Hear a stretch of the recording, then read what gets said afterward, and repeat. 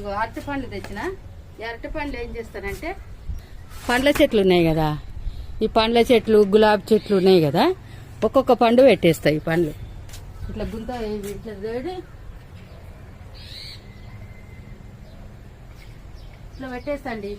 ఎందుకంటే మనం ఊక నీళ్ళు, ఇప్పుడు వర్షాకాలం కదా, ఒక్కొక్క పండు పెడతా, పక్కన గొయ్యిలో పెట్టేస్తా. అదే నిమ్మలంగా మనకు చెట్టుకు బలం ఇస్తుంది.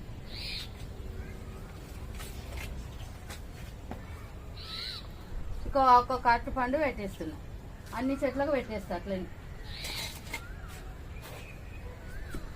మనకు బాగా బలం, చెట్టుకు మంచిగా సరిపోనంత వాటర్ ఇస్తే 2-3 రోజుల్లో పనిచేస్తుంది. ఇగో గులాబీ చెట్టుకు కూడా పెడతా.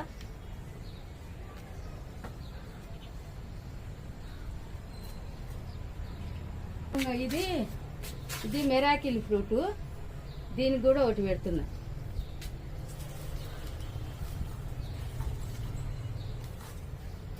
ఇక్కడ జామ చెట్టు ఉంది. చెట్టు దగ్గరలో పెట్టద్దు కానీ ఇదేమో పియర్ ఫ్రూట్,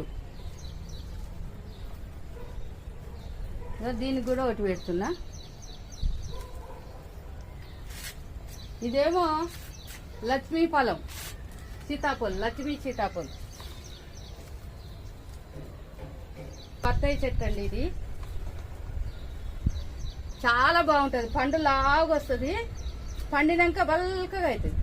ఇట్లా అన్నీ అయిపోయినాయి. ఈ యొక్క తొక్క ఉంది, ఈ తొక్క ఆ చెట్టుకు పెడతా, నిమ్మ చెట్టుకు పెడతా. ఈ పండు, ఈ తొక్క